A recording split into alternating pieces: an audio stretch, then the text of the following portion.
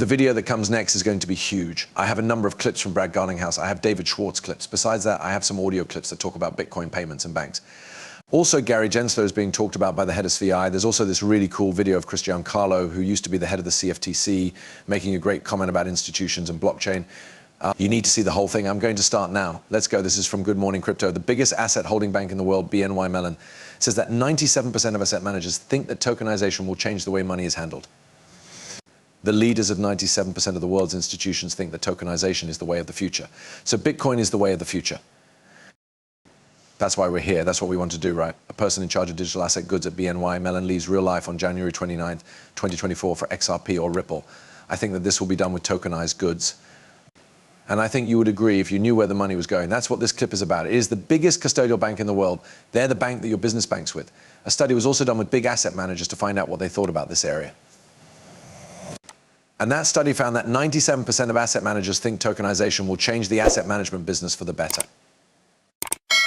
These are the biggest asset managers, the ones with more than $1 trillion. All of them are interested in this space. I don't know about you, but I've always been told to follow the money. Tokenization is something that everyone is interested in. But to quickly explain this to people who don't know what tokenization is, this is what you have. The object is both on the blockchain and in real life. If you own a stock or a bond, you should usually have some kind of paperwork that either the organization keeps or you get directly that says, hey, your blank owns whatever it is, and that the stock or bond you have is worth $1 million at this percentage rate. So when you talk about tokenization, you're putting that thing on the blockchain. The value of that thing can change right away. In real life, the piece of paper goes from one place to another or from one person to another. It does this at regular speeds, right? The value of that asset is stored on the blockchain. It might take a few days to get to you or be transferred over on a computer system, but the value of that asset is quadrillions of dollars. This is because of the stock market, bond market, derivatives market, money market, equity funds, and all the new ETFs that are being made. You have gold, silver, and land. You can make fast cars. Forkins can be used for many things. I'm seeing gold in certain high-end watches. You will be able to do it, and corporations and businesses will also be able to tokenize their value. Really, there's no end. It can be used for things we haven't even thought of yet. This makes you think about where we'll be in 5 or 10 years, as all of this money is added to certain ledgers. There will no longer be a single record that controls them all. People will be able to use kwon, XLM, XDC, XRP, and other great assets in a shared environment that works with everything else. XRP is said to have it all by many people who are in the same group. Not true, that's not right. You want it to be shared on more than one DLT. You want it to be shared across many communities because that's what will make it more fair, workable, and level for everyone. This is where the money goes. If you do watch the money, you should also keep an eye on the big moves of top executives, as that is often another sign. This is one. The head of digital assets products at BNY Mellon is leaving to work for, you guessed it, Ripple. Okay, can you see this? In other words, I hope you're watching this right now thinking that this is the possible bellwether. Not part of the market that will start to really wake up in terms of real world assets and tokenized stocks. See this, see this, see this? Okay, Christian Carlo, who used to be head of the CFTC, made such a great point. It was really good. I had to play it for you. Let's begin. This is not just a tool that will make names possible. It will make financial markets faster and more efficient. It will also give more people direct access to money and help officials do their jobs much better. Why do I say that? Because finally they won't have to rely on middlemen to tell them everything that's going on. They will be able to be nodes in blockchains and see action. This will change the type of regulation from entity-based to activity-based. And hopefully that will come with the right amount of privacy for people who are in the market. Now, regulators can keep an eye on the flow of transactions without revealing anyone's identity. They can only do their job, which is required by the Constitution to protect markets from fraud and manipulation when there is reasonable cause. That's why this is a great chance. It is a new building style. Afterward, we'll talk about all the changes that have happened in the last week. But I think the one thing that still needs to break is regulators. Okay, reluctantly, we need to move on from regulators. But I believe that guy sucked near the end. Why did you have to play it again? I want him to finish what he's saying. That was some strong stuff he said, right? The way officials work now is kind of like enforcement. They can now see what's happening right now and punish the bad guys instead of just saying, oh, there's smoke over there. There must be a fire. We need to go sue them and waste 3 years in court.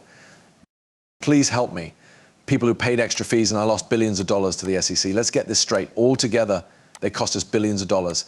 And they did that because they didn't care about following the rules and doing the right thing. They did it out of spite. Because if they really wanted to do that, they would have looked into Ethereum, since everyone knows what Ethereum did. Also, they know that, but they don't want to look into their own, do they? And I think that's what's pretty bad about being an average XRP holder that we had to go through. And Ethereum gets away with everything, which makes me sick. To be honest, I think most of you don't really know what you're investing in. Someone may have sent you a link or said that this coin was great in a YouTube video and you decide to jump into the project without doing the research you need to make a smart choice, which is what I think you should do. Check Twitter. You need to make sure that the team and group can talk to each other well on Telegram and Discord, right? The team won't be able to build a big community behind them if they don't have good access to or experience talking to the community. The coin will also not really go anywhere. That's why you need to really understand all of these things. All of these things need to be checked. So this is how you can clearly spot a number of crypto scams. It seems like every time a new crypto project starts up, their Twitter account was made about 5 years ago. I haven't seen it. Scammers buy or take over Twitter accounts with audiences that are years old. That's a very easy way to see if the project is real, checking the website as well, and different deals or relationships and making sure of that by going to LinkedIn. All of these things can help you be sure that you know what you're getting into first. You want to be the person in the crypto space who makes enough money to never work again. There is a way to do that, but you have to put in time and work. Now, all of those things can be done with our help. If you want to join our great group, the link is at the bottom of the page. Boom. Greg Garlinghouse says in a roundabout way that the case will end this summer with a fine of a few $1 million, not billions. Let me play this. When it came to retail use, XRP wasn't a coin. For organizations, things were different. What's going on with that case now? Right now, the court said that XRP is not a protection on its own, and the judge made this very clear. That's all we care about. It was like, these are technologies that should be left alone to grow and develop. And again, it's the march of those tools, the progress that I see. We think that the case between Ripple and the SEC is mostly over. I think most of that went to Ripple. In one case, the court made a decision about an institutional sale and something called an investment contract, which is a contract. The deal might be a security, and those sales were thought to not be listed as security sales. We're now in the last, let's say, half mile of that race. I think things will get better, hopefully this summer. The CC wanted $2 billion in fines. As far as I can tell, that number will be in the millions, not the billions. Again, I think it's a bad idea to ask for that when there has been no charge or clear evidence of reckless behavior, fraud, or any of those other things. In the other towns they've worked on, only a small part of what was at stake was shown.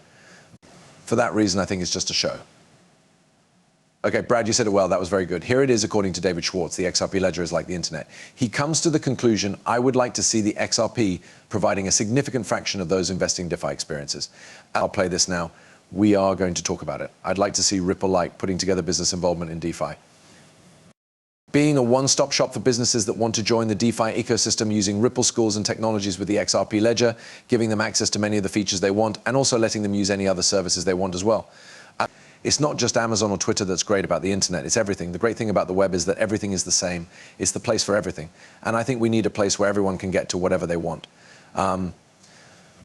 Also, I'd like the XRP ledger to be a big part of a lot of these cool DeFi experiences, especially the ones that are more business focused, like loans or tokenizing real world assets, or future use cases like liquidity provision payments.